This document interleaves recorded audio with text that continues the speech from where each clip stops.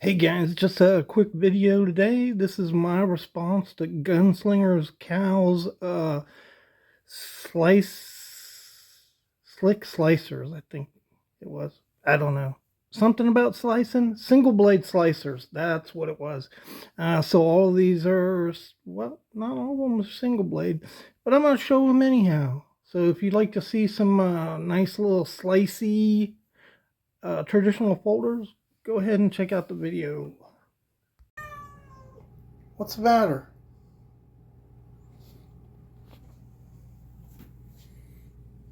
Are you stuck? Can you get out?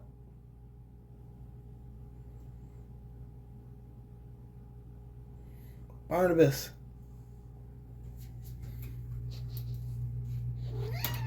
You can't get out there? What? You can't get out? You know why? You're too fat. You're too fat to jump out of there. Hey, welcome back to the Fortified Castle, and today, pretty cool little video. Good idea, Cal. These are single blade slicers. They're not all single blades, but that's okay because you're only going to use one blade at a time, which makes it a single blade. So, hi to all my viewers. I hope you had a great weekend. I'm making it. Looks like a lot of rain's coming in. So, first up is, I think this is a 767 Schrade. I think that's what it is. Yeah, 787 maybe. I should know that. I'm a Schrade collector. Anyhow, these are muskrats. And so the deal with the muskrat and why it's called a muskrat is this was designed as a light skinner for small game trappers.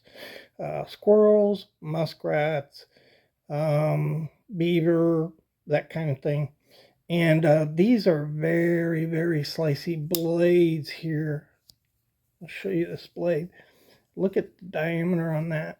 So that is around 2 millimeters, maybe a little less than 2 millimeters. It comes down to a very fine edge. Trappers, I've seen videos of trappers talking about these knives. They just love them. They say they're perfect for small game. Never skinned small game with this, with the trapper. Didn't know about it when I was out doing that kind of thing. This is a newer one. This is a case muskrat, and you get a better blade. Look at the blade there, but man, I mean, these are just very fine, slicey edges that just great on kitchen prep. Here's another one. This is a new one. I believe this is called the Veranda. I should have looked that up, but I didn't. It's a CRK modern folder. These are very inexpensive, really cool. You have a traditional design with a saddle horn pattern and even an old shield. You don't see that very much on modern folders, but again, you know, the hallmark of a slicer, really thin blades that come down to very, very small behind the edge widths, and these are just really, really good slicers because they're thin. And this is a great knife. I have not EDC'd this knife, but man, I like it. I like it a lot. It's a slip joint, true slip joint. You can really, really good pull on this knife. About a 6 opening to the half stop, and then the 7. G10. This is a great knife. If you guys don't have one of these, you need to run out to CRK and get one. I mean, they're less expensive than Rough Rider. This is an old favorite right here. This is a case model 48, I believe. Yeah, model 48.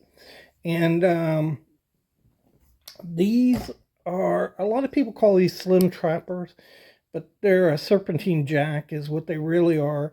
And some people call them slim trappers. Other people call them a farmer's knife. Case have called them a farmer's knife in marketing. But this knife, I'll just hold it. You can see the difference. These are really not suited for heavy use, but they again have that little tiny slim blade, and perfect for slicing up tomatoes and onions and apples and whatever you want to slice up in the kitchen. They'll do the job. Really not. This knife was never really designed to be kind of a hunting knife. Maybe some guys use it in that fashion, though. I don't know. But here's another one. Definitely not designed to be a hunter or trapper. This is a fish hill knife from Boker, 4 inches. But again, you get that really, really slicey blade on here. But this thing is really thin behind the edge. And really, you can get these things so wicked sharp. And they just do a great job slicing. In the kitchen, here's one that's made for in the kitchen. I remember my grandmother had one of these.